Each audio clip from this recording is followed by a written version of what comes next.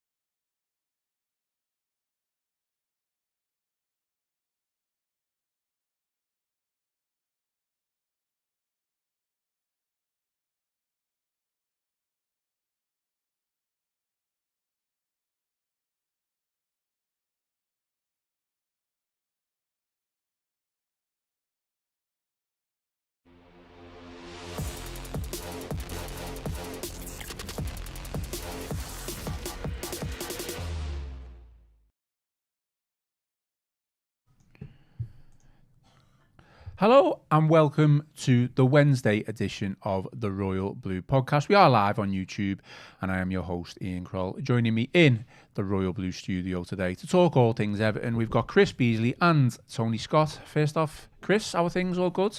Yeah, thank you for joining me last night on the correct night, Tuesday, not the Thursday, for Spirit of the Blues at Waterstones. Great to see many people out there giving us the support.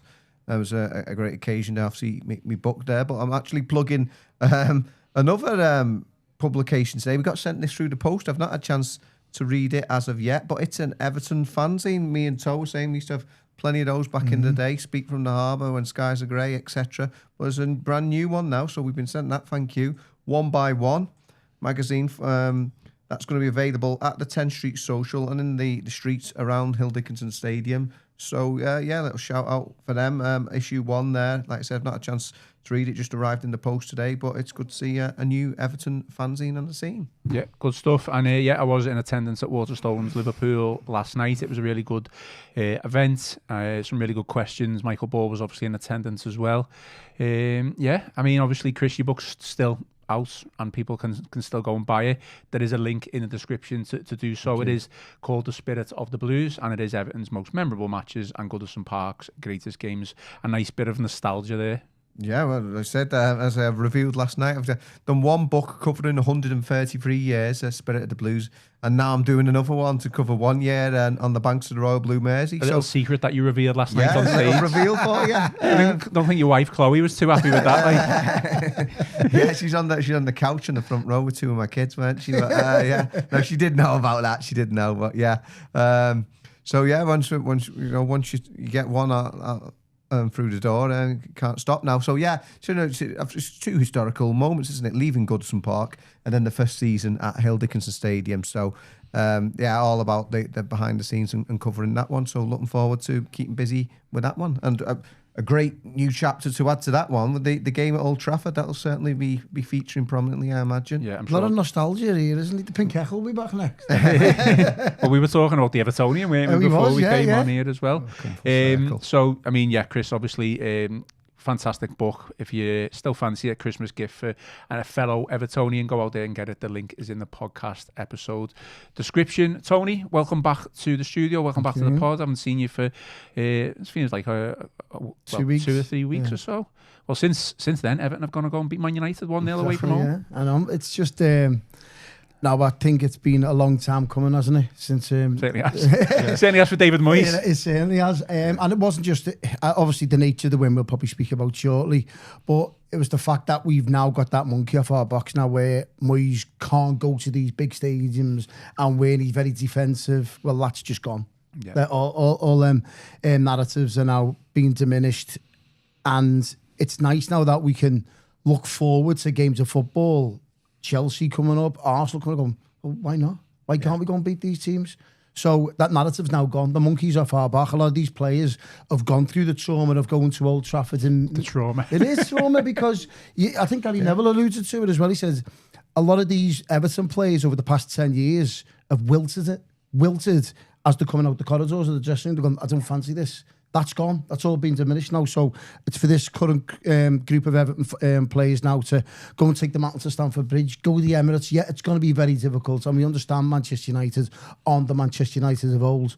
But still, you're playing in front of the best part of 70,000. It's Monday night football. It's beamed all over the world.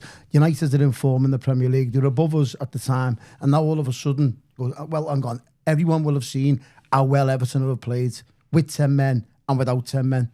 It'll go. I think a lot of the neutral Premier League supporters would have stood up on Monday night and go, hang on, Everton are a good size here. Mm-hmm. Okay, well, today's agenda, I'm sure you can guess. I mean, we've spoken about it on Monday, but Chris and Toll were extremely keen to get on today's show and speak about it again. So it is worth talking about the 1-0 win at Old Trafford. We will have the final word. Conversation will quickly turn to Saturday and specifically Everton's match with Newcastle, the 5:30 kickoff at Hill Dickinson Stadium. So, yeah, previewing that match as we go on. As always, give us a thumbs up and drop us a like. And if you haven't already, subscribe to the channel. And a quick word for our sponsor, NordVPN. To get the best discounts off your NordVPN plan, go to nordvpn.com/EFC. Our link will also give you 4 extra months on a 2-year plan, and there's no risk with Nord's 30-day money-back guarantee. And the link is in the podcast episode description box. Lots of benefits with the Nord app, so go and check it out. Chris, we've just started the conversation talking about your book, Spirit of the Blues, which details Everton's most memorable matches at Goodison.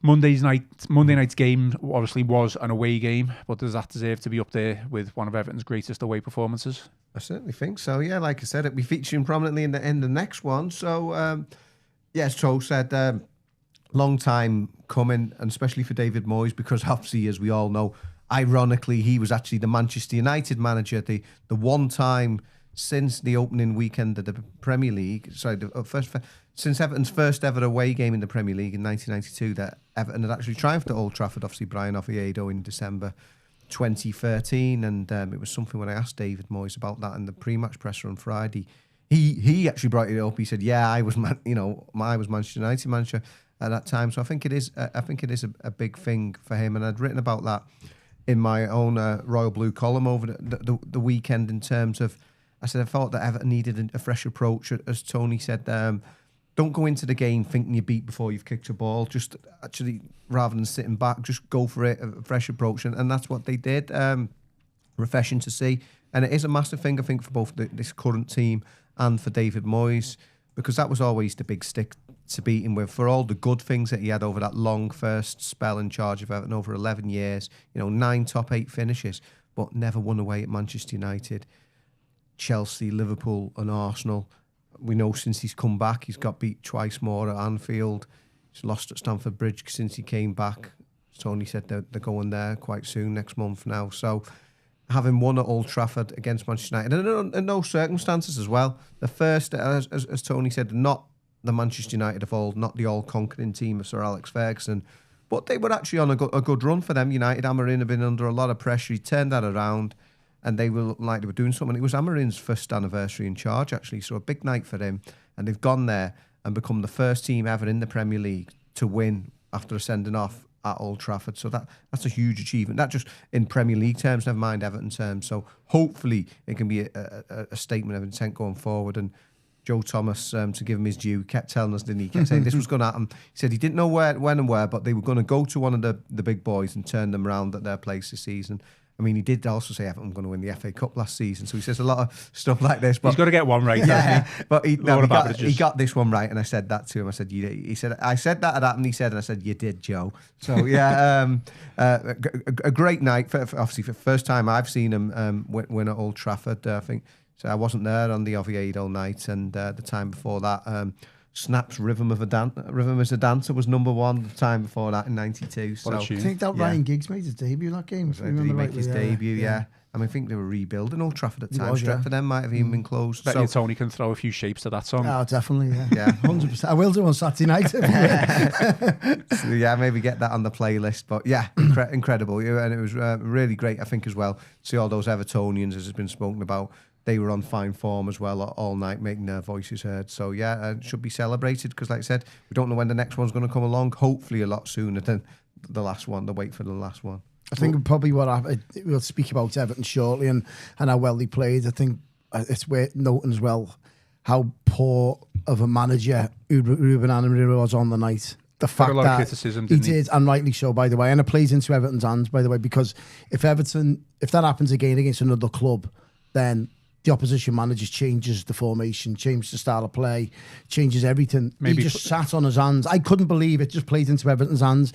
Amorim sat with that 3 at the back, with the 2 wing backs, with the midfield the way it is, and lumping the ball into the box. And I couldn't believe he never deviates. And you were going, at no point during the game, even though we were down to 10 men, was Pickford battered in front of goal. No. Was he? No, he had a couple of good saves from we defended the box well, didn't we? And you're thinking, why isn't he changing this? The only time I thought my heart was in my mouth, obviously the Pickford save was fantastic, but it was the Mount effort that just went across the face of the goal. That was where I thought... That could happen with 11 men. No, of course, But I thought after the game, we had the game at arm's length, considering we had 10 men for 80-odd minutes of the game. And that was probably down to the poor management of Ruben Amorim, to be fair. Moyes got his tactics absolutely spot on with 10 men and with 11 men. Yeah, absolutely. We're getting a lot of good questions and comments in, so I'm going to try and read out as many as possible.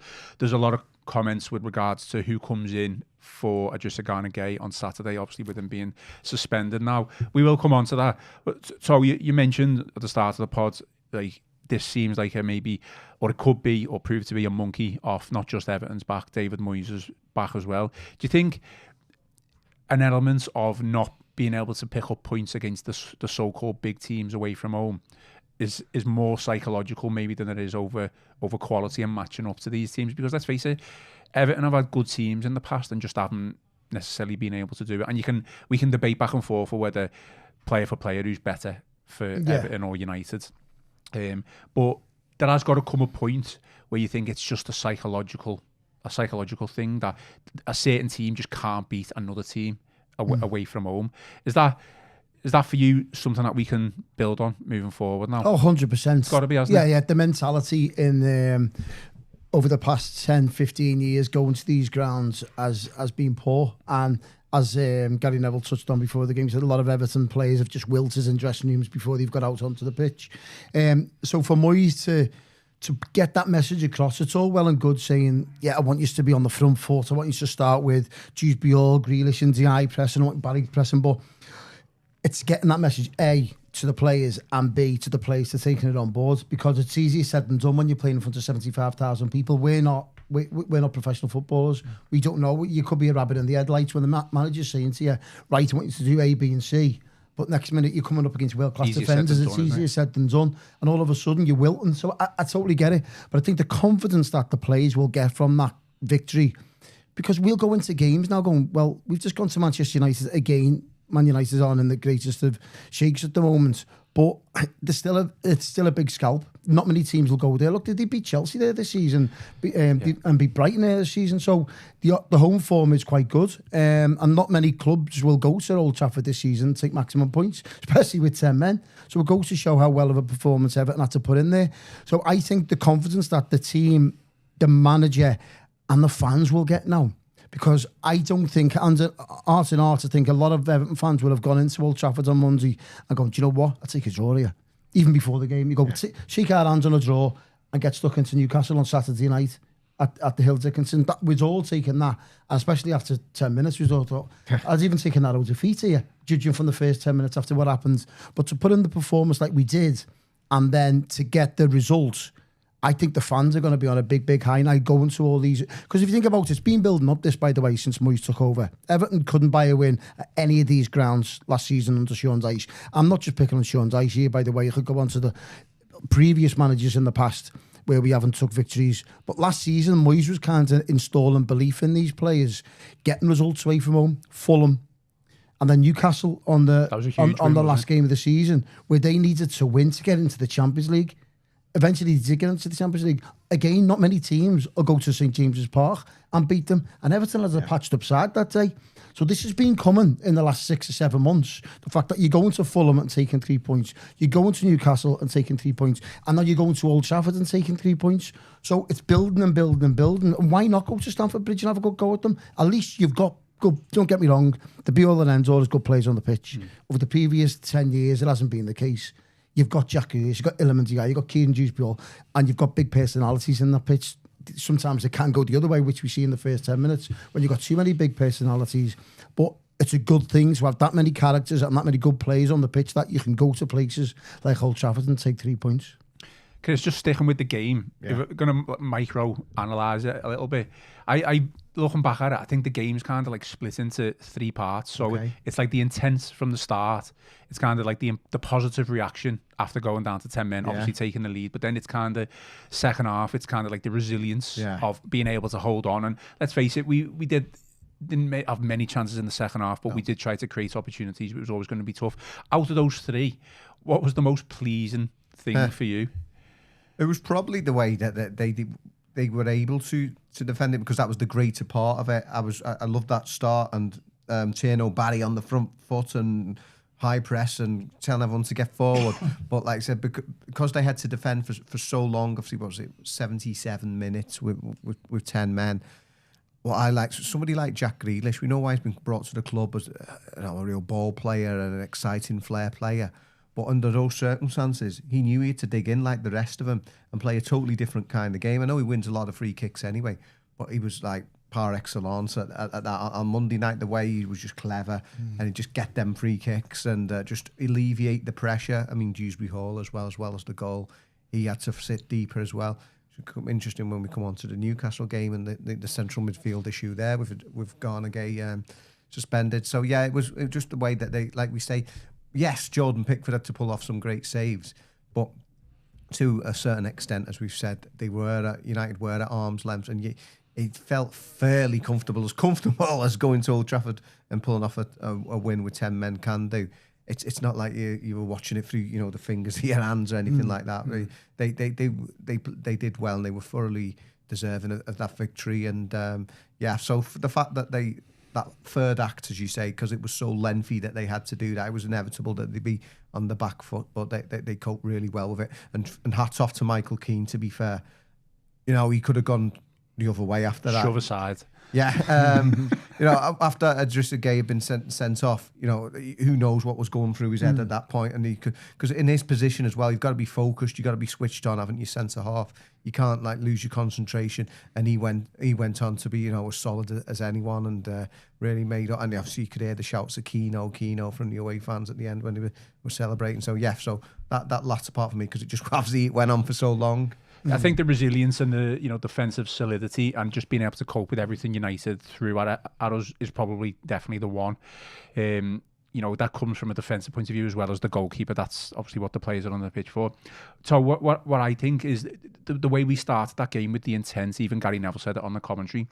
For me, even though it was over probably a 12-minute period before Idrissa Gueye got sent off, there's evidence there that Everton are starting away games well. We've had it with City, we've had it with Sunderland, okay, not so much with Liverpool. There's a couple of others that'll come to mind now, but the only really thing... Wolves away, sorry. The only really thing that has hampered us or hindered us is obviously scoring the goals. When you're on top in them games. Exactly. Yeah. So for me, being on top early on, I feel like there's a positive energy, a bit of evidence there that to say, well, Everton can handle these games away. It is just about getting the ball in the back of the net. And I know that's easier said than done, but out of those 3 acts, as Chris has put it there as well, they're all positive. I mean, scoring a goal down to 10 men, when you're down to 10 men, the way we did, I mean, I don't know, United were just shell-shocked. And don't forget that at the Hill Dickinson Stadium as well, we've come out the traps well on nearly every game. The players are right out for the straight from the off.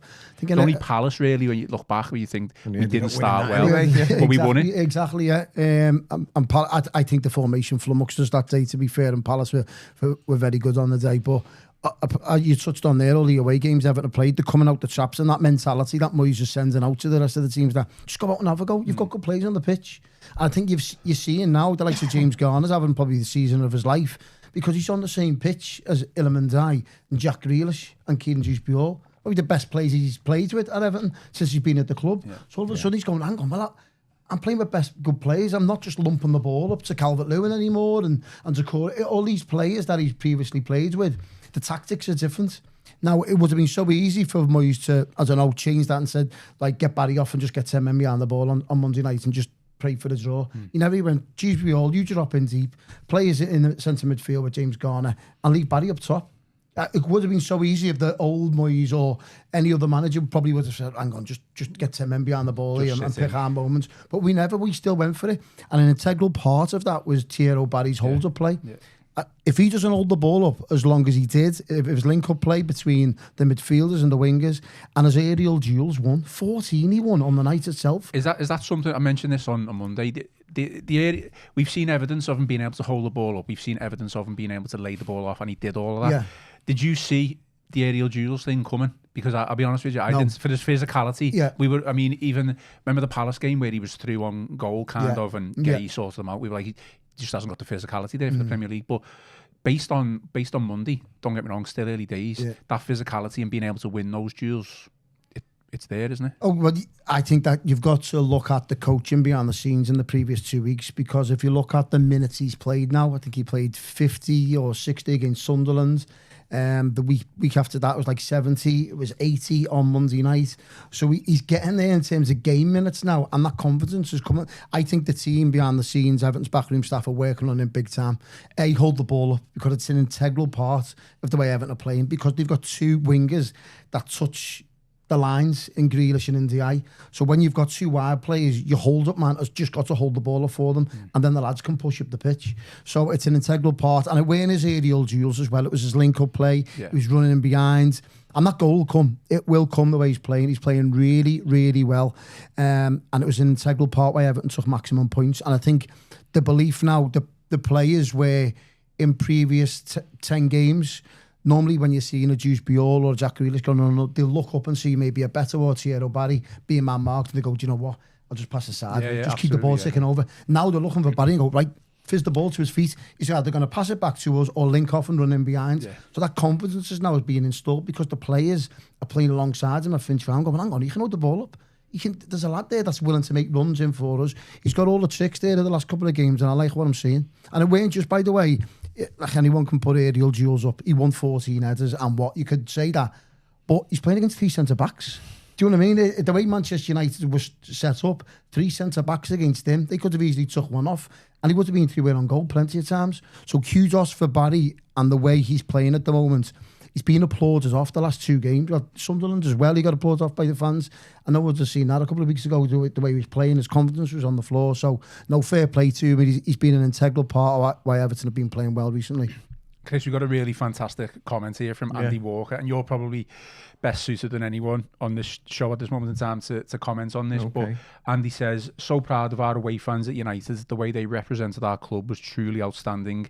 Their loyalty, devotion and true blue passion was rightly rewarded with a fitting and fully deserved result. What I would say is, I don't know whether you've watched it back, but Gary Neville commented on just how loud Everton fans celebrated Kiernan Dewsbury Hall's goal. So obviously huge credit to the away support there, and you know, an away support who have stuck with the club through thick and thin, no matter what. We're thin and thinner in recent years. But it was. I mean, I was doing my post-match video like I always do, and I said, maybe I just won't say anything here, could just listen to them for a couple of minutes, because they were in fine voice behind me, enjoying it after the final whistle. Yeah, and they've been like that, like you say, through years of strife. They always sell out wherever they go.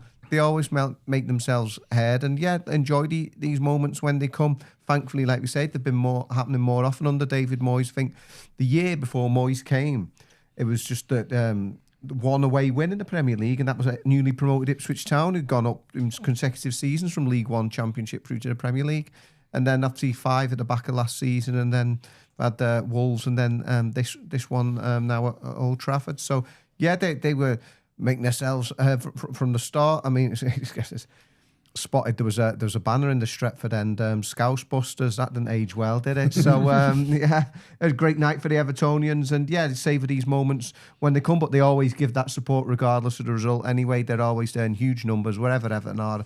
I'd say not just in the UK.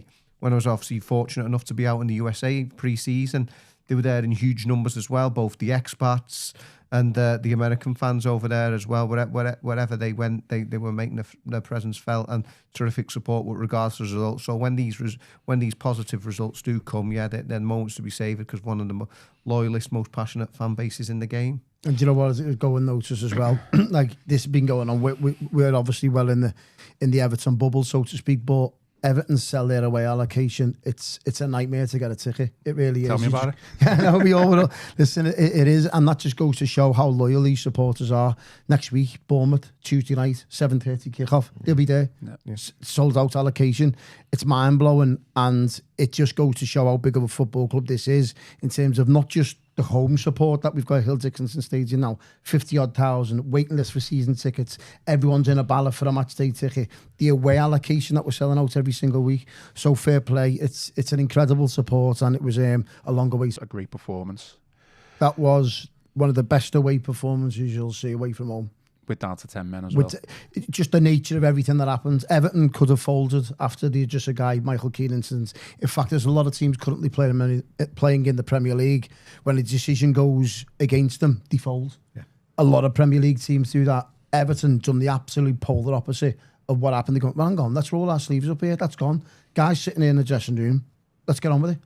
This Manchester United team are there to still be got at, and Moyes sent that message out. That is the perfect away performance away from home. Something that the best managers in the Premier League will be proud of. Your Mourinho's of the world, your Arsene Wenger's of the world. They would be proud of the way. Looking at that, it's mirrored to the way they'd set their teams up at Old Trafford. Men behind the ball when you need to, showing a lot of tenacity on and off the ball, getting up the pitch as a team, getting behind the ball, counter-attacking when you could. They left no stone unturned in terms of what the message from the manager onto the pitch. Manchester United, apart from obviously Xerxes' header, that was all that was there for Manchester United, and that's down to the players making sure that the message that come from the manager that do not give these a second, because I'll guarantee the fact you don't have to look at the distance covered that Jack Grealish and Iliman Ndiaye done. Now we know them as Everton fans from being so offensively good, but we didn't see that on Monday. We seen them so good tracking back with and without the ball. They had to kill the game when they needed to. 70 minutes, Grealish draws the foul, Iliman Ndiaye exactly the same. You need to do these things away from home. So sometimes you're never going to get the polished performance. But that was the perfect away performance at home, especially against 10 men in front of 75,000. In the nature of lost our captain after 5 minutes, lost a player after 10 minutes. Could have wilted. In fact, most teams wilt in the first 10 minutes. We didn't. We done the polar opposite. It was the perfect away performance from Everton away from home. Arguably, you probably... I'm trying to think of a better away performance I've seen from Everton in a long period of time. It's up there. I'm just going to... our aircon has just turned itself on.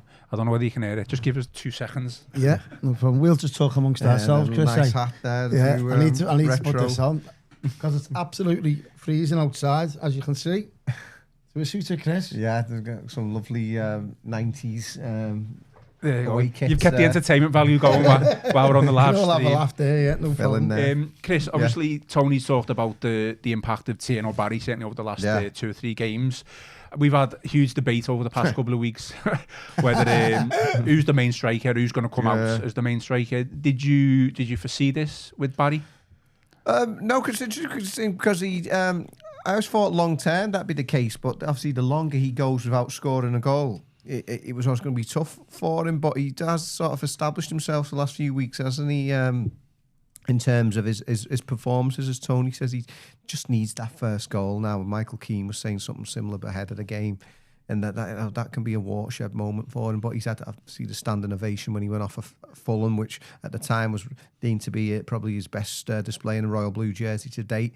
And then he's followed that up for that really hard-working display, the 14 headers won, as we said, aerial duels at Old Trafford. So he seems to be the main man right now. And the thing is, long term, you know, he's the new signing, he's the younger of the pair, whereas Beto at 27 signed under the previous regime. Moyes got a tune out of him for a time last season, but, you know, is that purple patch just a bit, I won't say flash in the pan, but like I said, just a bit, it was almost there by default, wasn't he, at that point, because everyone else was injured. So Barry's the one that they see as being the future. So yeah, hopefully he can get that goal, because he's doing well right now, and hopefully he as Tony said, they're working on him on the training ground probably relentlessly, and you just want to see that that tangible release in the matches in terms of him getting off the mark, because it took him a while to get going for Basel when he was playing in Switzerland, and once he did get going there, he ended up being prolific. So yeah, just needs that goal, but at least the performances are coming now, because at the start it was like the performances were a bit sketchy and he wasn't getting the goals. Now he's producing the performances, so hopefully the goals will come, but he seems to be the main man at the moment. I think it's only testament to how well the rest of the team are doing. If you think about it, we've got 2 centre forwards after 12 games and they've got 1 goal between them, and we're sitting there 3 points off 4th position. I think that's only testament to how well the rest of the team, defending, midfield, wingers, all working as a team. And that just goes to show how well the performance has been this season. 3 points off 4th place is mind-blowing, considering we've got centre forward with the 1 table goal. I don't think I've ever seen a table like it. I mean, like Chris mentioned before, what are we, 26th of November, so we're nearly December, and it's so compact, it's so close in terms of points. League table position is actually quite irrelevant at this moment in time. It is just about looking at the points. 18 points we're on, isn't it now? Yeah, 18 points. It took us till mid-January last season before we got that. Yeah, because Dyche was sacked in Dyche 17, was sacked, wasn't he, exactly. after half So a season. Says a lot. well, we've needed it, haven't we? Because let's face it, there are teams at the bottom end of the table who are putting up more of a fight. I mean, I know the likes of Wolves and maybe Burnley, they're looking like the ones who are going down, but there are the teams down there have picked up points where you maybe wouldn't have expected them to. We'll start turning attention to the Newcastle game and previewing that. So I don't want to speak about the red card. We spoke about that at length, and Moyes and everyone else has just said let's move on. So we will do that. What I will say is it has caused a bit of a headache, hasn't it? Let's face it. Idrissa Gana Gueye is now going to be suspended for 3 games in a row. So that'll cover. What will it cover? Newcastle, Bournemouth and Forest. You'll play against Chelsea and then that's it. So even if you get, depending on how results go, you might not even get back in the team, depending if things are positive. But it has given a bit of a headache, hasn't it? Not ideal, especially with Coleman. I mean, we always seem to at the moment have a player who, if someone's out injured or suspended, someone can fit in. And I guess the logical is Tim Abraham, who comes in. We don't know the situation with Maitland Roll because he's had surgery. What would you do with regards to that, the midfield? I think probably Moyes showed his hands a little bit on Monday night towards the end of the game with Tim Abraham coming on. He played kind of out of position? He did, yeah, but I think because that was mainly due to Dewsbury Hall playing so well in the midfield, and you've got that option. I thought that was probably one of Dewsbury Hall's best games of the season. Just due to the fact of him being on the ball a lot. I was meant to say this before. I don't think it's any coincidence that with Tieno Barry playing well over the last 2 to 3 games, Kieran Dewsbury Hall's been playing well over the last couple of games as well. Barry being able to hold the ball up and lay it off has given Dewsbury Hall that kind of freedom to get on the ball a little bit deeper, and it proved to me. Sorry, I just wanted to say that. And that's where the link-up play is if the ball gets pumped up to, say, Etienne Barry, and he can just touch it, Dewsbury Hall's got to be within like a 2-yard radius. It's no good at them being deep. So I think we've seen that Dewsbury Hall was in a number 10, he was in a number 8, he was in a number 6, he was everywhere on Monday night, and you needed to have been, obviously, because you're down to 10 men. But at least you've got options there now. We're having this debate now and conversation about it because we have got the options. Charlie Alcaraz can come into there. Tyler Dibling can play into a 10, and then you're dropping Dewsbury Hall in it. So there's numerous options for David Moyes to make on. I'd like to keep with Tim Abraham in there just because of the legs. He's got the more minutes this season in that area. He'll know that position more than most. And when I say that, I was like, I'm a big advocate for putting Dewsbury Hall a little bit deeper. But the same token, I think you're going to have to be a little bit more disciplined because, to be fair to Newcastle, they've got a very good midfield, haven't they, with the likes of Joe Linton and Bruno Gimenez. So I think you're going to need to be a little bit top-heavy there in midfield on Saturday night. I think the team basically picked itself apart from that position. He's the natural go-to to fit in instead of Guy, isn't he? Because he played there against Fulham, albeit alongside Guy. It's probably going to be Garner this time, isn't it, as the partner? Yeah, it should be. I think what Moyes is mainly a big advocate of is knowing your role well, and you've got experience in that, and that's what Tim Abraham has. And in the cameos that we have seen over this season, he's done quite well. He kind of hasn't let us down. He's a big game changer against Crystal Palace, didn't he? In fact, he won the penalty for us. So I'd fully expect Tim Abraham to come in for just a Ghana guy, and at least we've got like big players on that pitch now to change the game. Like Dwight McNeil was coming on for minutes, and you got Tyler Dibling, who still hasn't been used. Still an interesting fact that come up on Monday night was the fact that Everton are now one of the only 3 clubs to have not given any minutes to any youth players, any academy players this season, which is probably a bit of a damning verdict. Don't get me started on Everton's academy, by the way, but I think it's a bit of a damning verdict on where Everton's academy is at. The fact that they're only 1 of 3. I think Brentford and Burnley are the only other 2 clubs. And we're watching Everton and Manchester United on Monday night, and probably one of the big, over the previous years, the best academies that we've seen in English football. So that was an interesting one to foresee, and what we'd do for the Harrison Armstrong now if he was still with us as well, with the possibility of that. But no, well, at least we've got options there in terms of for Moyes to help him out on Saturday. But it should be a hell of an atmosphere, shouldn't it, on Saturday? No, it's going to be hopefully special, especially if we get the win. Mark Foster just pointed out there that we don't have many options at right back. So I do think you are right, the midfield, there is a couple of options there, but let's hope Jake O'Brien stays durable and doesn't get injured, because, like I said on Monday, he fitted in perfectly. He didn't put a foot wrong. He went relatively unnoticed, and I think that was exactly what you wanted from a player coming on the pitch, just did his job. Chris, before United, I mean, a win always makes things a little bit rosier. We all know that. I mean, look how buoyant we are now and positive we're talking. You know, based on the aircon's just come back on. Don't know what's going on. That back on. So. We get your hat back on. Based on the win then with United, because we were all saying beforehand, how many points would you take from United, Newcastle? And I think we were all hopeful of 4. You know, we could probably say, let's go for 6 now. But how does the win at United shift expectations really over the next couple of games? Yeah, because it's back-to-back wins. There's a chance for to do 3 in a row now, albeit either side of the international break. Newcastle, a curious one, because obviously all the money that they spent and recent experience of Champions League football. They were playing there last night, weren't they, at Marseille?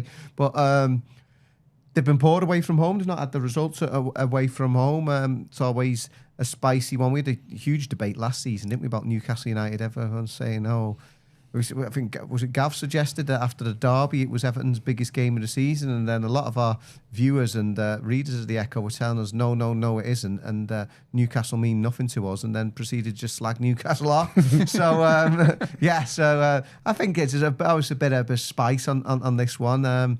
But yeah, it's an opportunity for 3 wins in a row under the lights at Hill Dickinson Stadium. It should be a good one, and I think they can take the positives from United and go into it in confident fashion. As you say, there is a question mark over who comes in for Idrissa Gueye. I think, like I think Timur Obenham's got to be the favourite, but I mean, I wouldn't rule it out. Obviously, you could have Dewsbury Hall deeper and put Alcaraz in, but in terms of actually the structure of the team, I think To's probably right in saying it's more likely that Moyes would just Robin seems the more like for like change, doesn't he?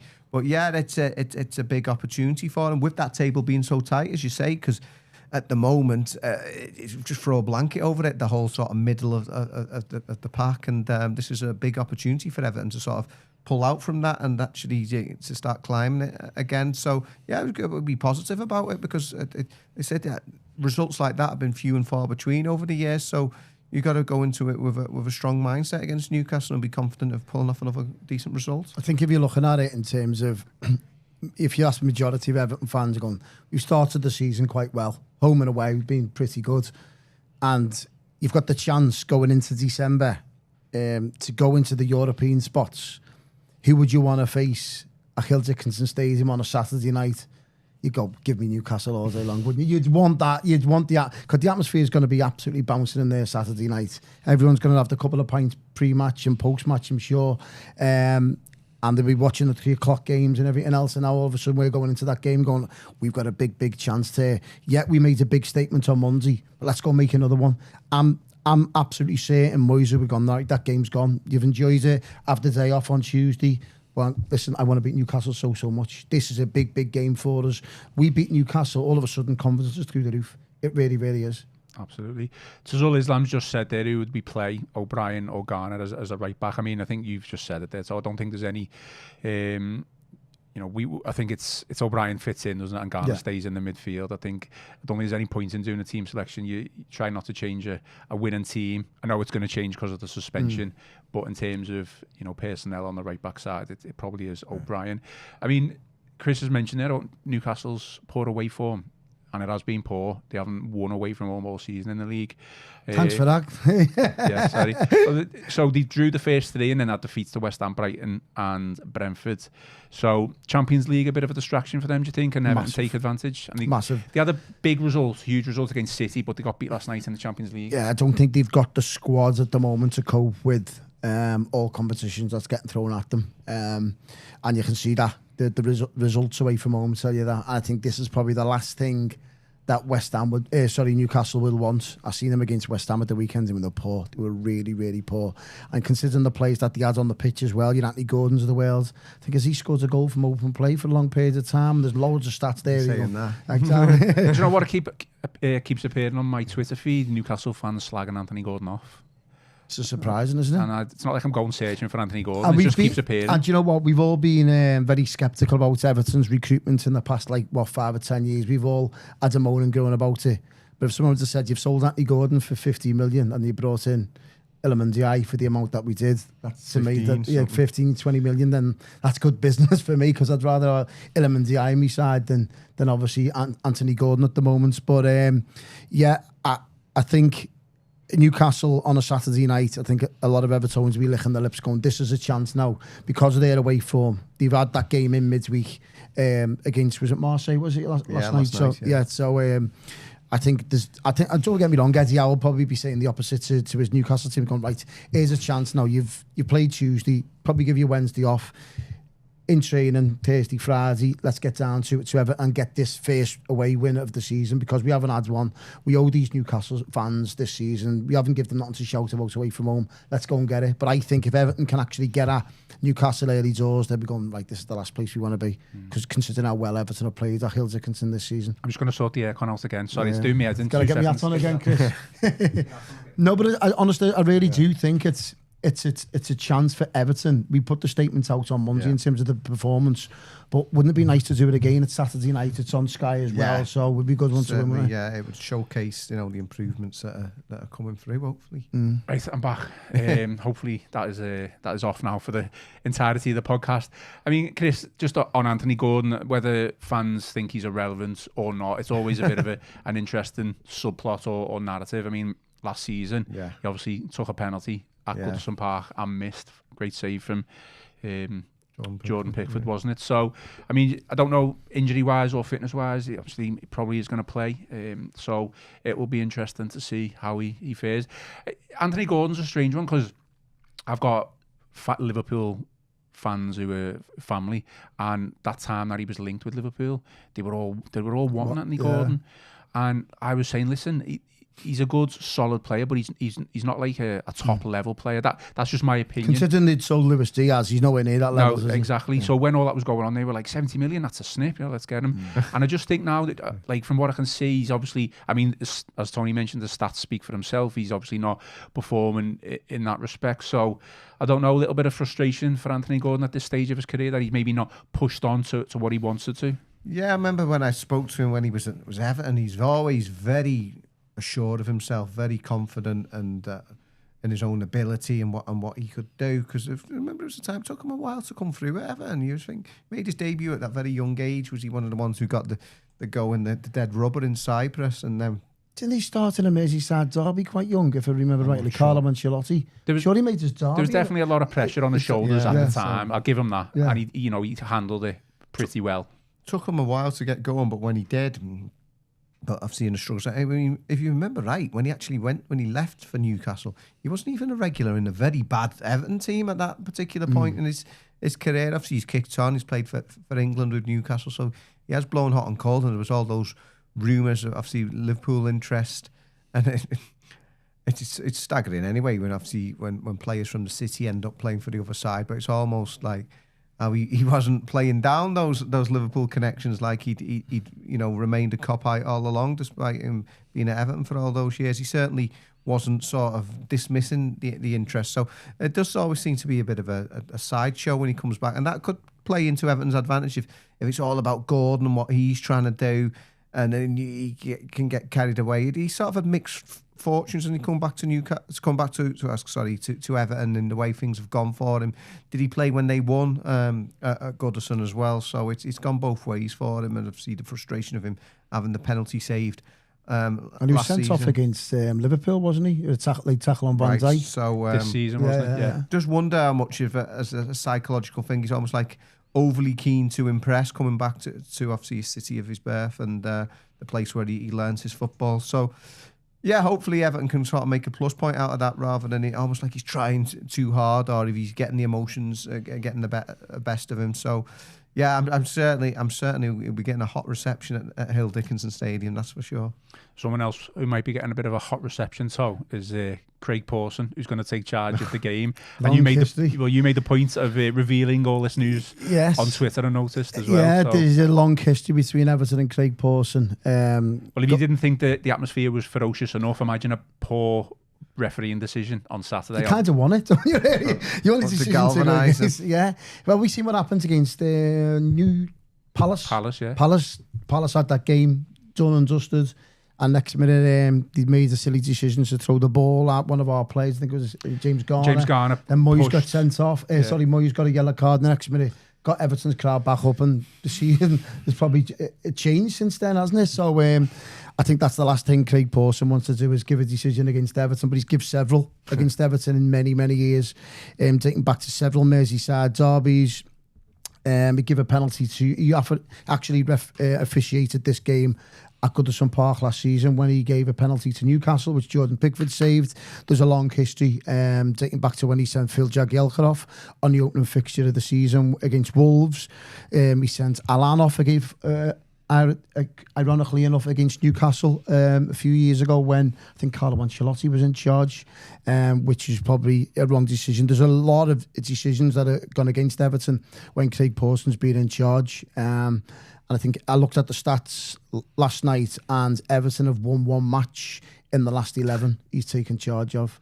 So it doesn't bode well. So hopefully the supporters can get right on top of Craig Pawson's back on Saturday night. Let's just focus on Newcastle's away form stuff. We'll focus on that. Well, it's not even just Evertonians who picked up on it. Wasn't it Neil Warnock said something as well, infamously saying, has he got something about Everton? So yeah, if non-Evertonians are picking up on it as well, so it just tells you all you need to know, really.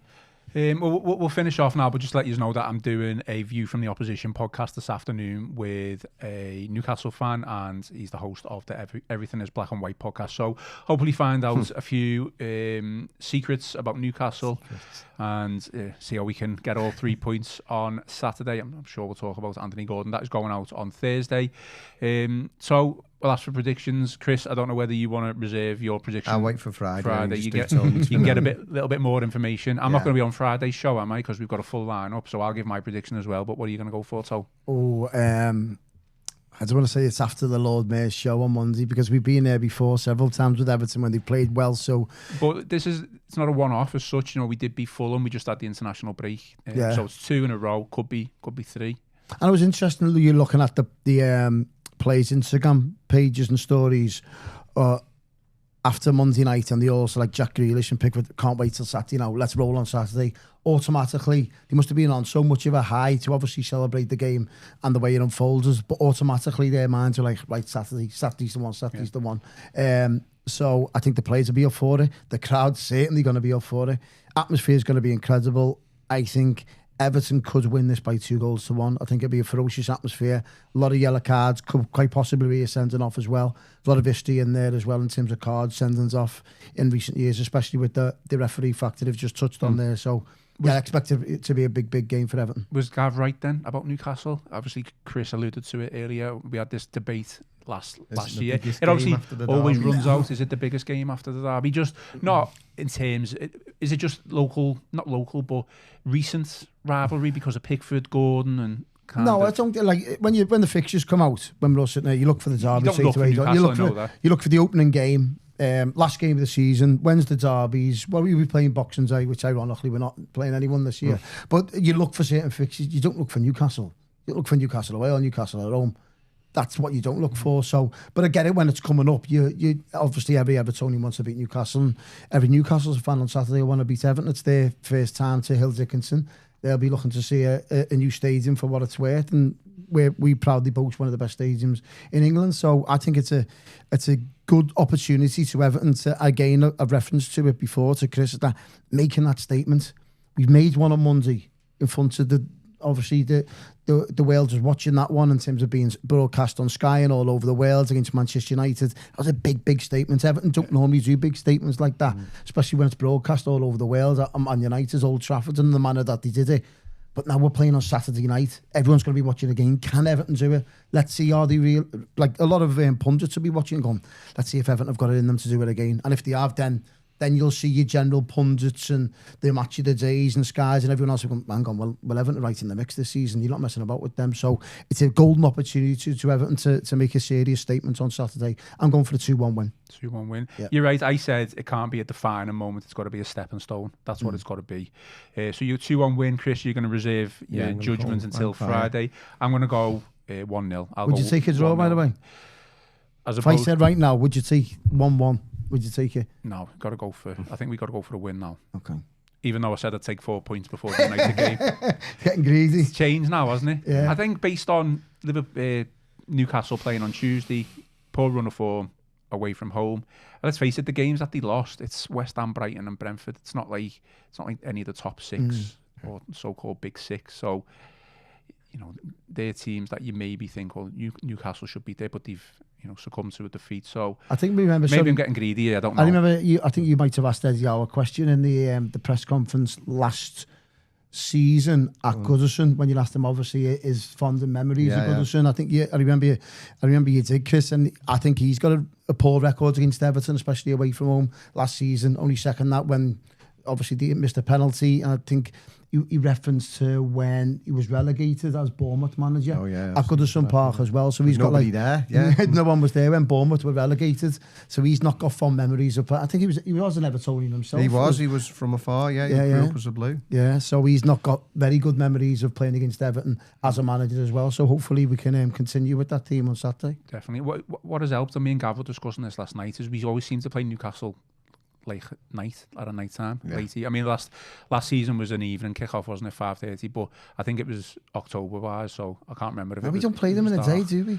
I swear to God, I was checking it out last night. Other than last season, which again R5, I don't think we've played Newcastle in the day since like 2012, 2013. It's always after dark. Apart from I'd see the away one last game of last season, but the home game.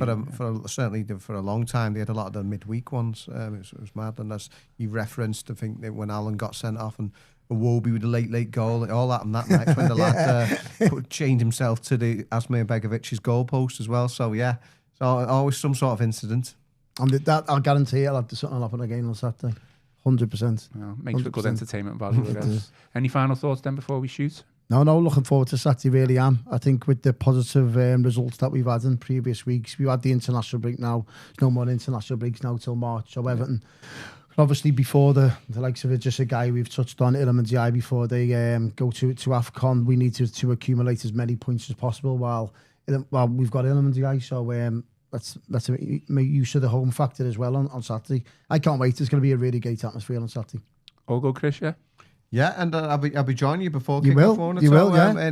In the Bramley Moor. Yeah. So if you are you going to be there before kick-off? Have a little bit of talk there about Spirit of the Blues and like you alluded to earlier, the ideal Christmas present for the Evertonian in your life. You can come to Bramley Moor and buy Chris an orange.